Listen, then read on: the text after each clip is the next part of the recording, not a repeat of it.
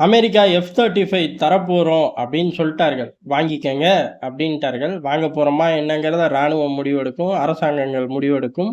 இதுக்கு நடுவுல அமெரிக்கா, ரஷ்யாவுக்குள்ள ஒரு போட்டி. நான் விக்கிறேன், நீ விக்கிறேன் அப்படின்னு. நம்மள பொறுத்தவரையும் சப்ளையர்கள பிரிக்கிறோம். அதே சமயம் நமக்கு ஸ்குவாட்ரன்களையும் எண்ணிக்கையை கூட்டிக்கிட்டு இருக்கோம் தாறுமாறா. அதுக்கடுத்து ஒரு காலகட்டத்துல இந்தியாலயே முழுக்க முழுக்க மேனுஃபேக்சரிங்க நோக்கி போறோம். இந்த மாரி பல தியரிகள ஒரே காலகட்டத்தில நகர்த்துறனால, ரொம்ப வேகமாவும் நகர்த்த வேண்டியதா இருக்கு. நிதானமாவும் நகர்த்த வேண்டியதா இருக்கு. இப்படி 2 கான்ட்ராஸ்ட்டான விஷயத்த ஒரு நேர்கோட்டுல செஞ்சே ஆகணுங்கிற கட்டாயம். பல நேரங்கள்ல செஞ்சு சக்சஸையும் குடுத்துட்டோம். எப்ப 1 வருஷம், 2 வருஷமான்னு கேட்டா, ஏறக்குறைய 10, 12 வருஷமா அந்த மூட்ல டிராவல் பண்ணிக்கிட்டு இருக்கோம். எதிரிகள் தடுமாறிக்கிட்டு இருக்கார்கள். அப்படிதான் இப்ப இந்தியால நடக்கக்கூடிய ஏர் ஷோல ரஷ்யாவோட சுகோய் 57ம், அமெரிக்காவோட F-35யும் ஒரே ஃப்ரேமுக்குள்ள மாட்ற அளவுக்கு பரபரப்பு இருக்கு. இந்த 2 பயலுகளும் பூனேல இருந்து யானை வரையும் போட்டி போடுவாய்ங்க. எல்லா விஷயத்துலயும் போட்டி போடுவாய்ங்க. அதுலயும் இந்த மாரி டெக்னாலஜி சார்ந்த, டிஃபென்ஸ் சார்ந்த விஷயங்கள் அப்படிங்கையில போட்டி பெருசா தான் இருக்கும். சரி, இந்த 2 விமானத்துல எத இந்தியா பர்ச்சேஸ் பண்ணும்? சத்தியமா யாருக்கும் தெரியாது. மத்திய அரசோட முடிவு, இந்திய ராணுவத்தோட முடிவு. ஏறக்குறைய 2யும் வாங்கவும் வாய்ப்பு இருக்கு. ஆனா, இந்த 2யும் வாங்குறத காட்டிலும் ஒரு பெருமை என்ன அப்டின்னா, இது 2யும் வாங்கியே வச்சாலும், பின்னாடியே நம்மளோட ஏஎம்சிஏ 5த் ஜெனரேஷன் உள்நாட்டு தயாரிப்பும் வானத்துல சிறகடிச்சு பறக்கும். எதிரிகள தரைமட்டமாக்கும். அன்னைக்கு தான் முழு வெற்றி, முழு உற்சாகம், உச்சத்த இந்தியா தொட்டிருக்கு அப்படின்னு சொல்லலாம். ஏன்னா 5த் ஜெனரேஷன் ஃபைட்டர் ஜெட் இந்தியாலயே தயாரிக்கிறது. நேரடியா பிரைம் மினிஸ்டர் ஆஃபீஸோட கண்காணிப்புக்குள்ள இருக்கு. ஏன் அப்புட்ன்னா, ஏற்கனவே 2016ல தரேன்னு சொன்னதே தரல. இதெல்லாம் அப்ப எப்ப தருவாய்ங்க? அப்படின்னு ஆயிறக்கூடாதுங்கிறக்காக, ரவுண்ட் த கிளாக் போட்டு வெரட்டிக்கிட்டு இருக்கார்கள். வேகமா வரும். அப்படி வேகமா வரும்போது, இதெல்லாம் நமக்குள்ள வரும்போது, இதுல டெக்னாலஜி ஷேரிங்கோட எவ்வளோ உள்ள வருதோ, அவ்வளோ ஸ்பீடப்பா நம்மனால இதையும் செய்ய முடியும். இந்த மாரி பல தியரிகள் இருக்கு. பெர்ஃபார்மன்ஸ் என்னய்யா? முதல்ல ஃபைட்டர் ஜெட்டோட பெர்ஃபார்மன்ஸ் என்ன? அப்படிங்கிறது தான். பெர்ஃபார்மன்ஸ பொறுத்தவரையும் 2ல அவன் கூட, 2ல இவன் கூட அப்படின்னு சொல்லிட்டு போய்க்கிட்டே இருக்கலாம். இன்ஜின்ல இருந்து எல்லாமே கொஞ்சம் வேரி ஆகத்தான் செய்யும். சிங்கிள் இன்ஜின், ட்வின் இன்ஜின் அப்படின்னு போய்க்கிட்டே இருக்க வேண்டியது தான். நமக்கு பிரதானமா பார்க்கப்படுறது அப்படிங்கிறது பெர்ஃபார்மன்ஸ பொறுத்தவரையும் முக்கியமா பார்க்கப்படுறத அடுத்து பார்ப்போம். முதல்ல காம்பேக்ட் ரேஞ்ச் எவ்வளோ தூரம் வரும் அப்புட்ன்னா, இது 1500 அமெரிக்கன் ஃபைட்டர் ஜெட் அப்புட்ன்னா, ரஷ்யன் ஃபைட்டர் ஜெட் 1900 கிலோமீட்டர் வரும். இது பூரா ஜென்ரல். இந்த 5த் ஜெனரேஷன்ல மெயின் என்ன? ஸ்டெல்த் தொழில்நுட்பம் தான் மெயின். அது வந்து F-35 ஒரு அடி முன்னாடி அட்வான்ஸ். இந்த சைடு பார்த்தோம் அப்புட்ன்னா, சுகோய் 57 அப்படிங்கிறது ஒரு செமி ஆட்டோமேஷன் மாரி போய்க்க வேண்டியது தான். ஒரு மிட் ரேஞ்சுல தான் இருக்கு.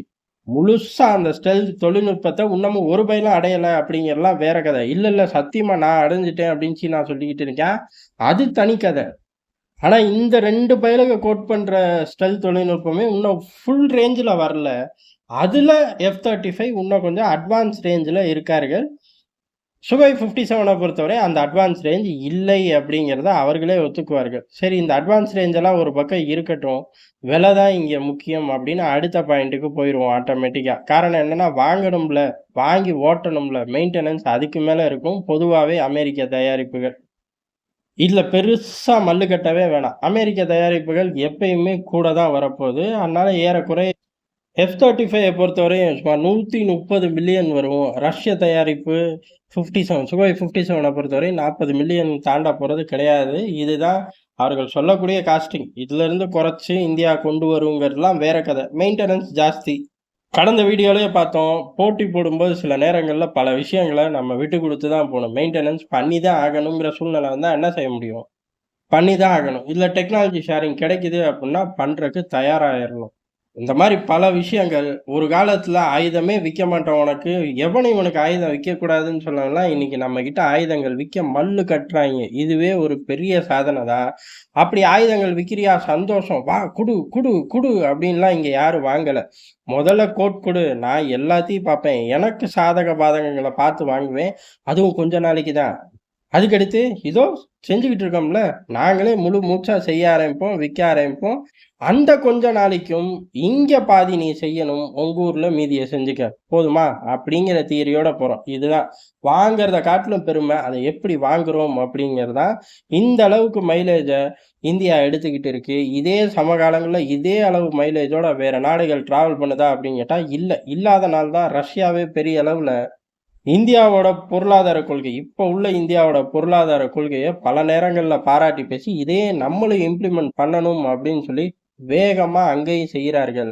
ஆனா இப்போதைக்கு இந்திய சந்தைய கைப்பற்றணும்ல. அதனால இறங்கி வரார்கள்.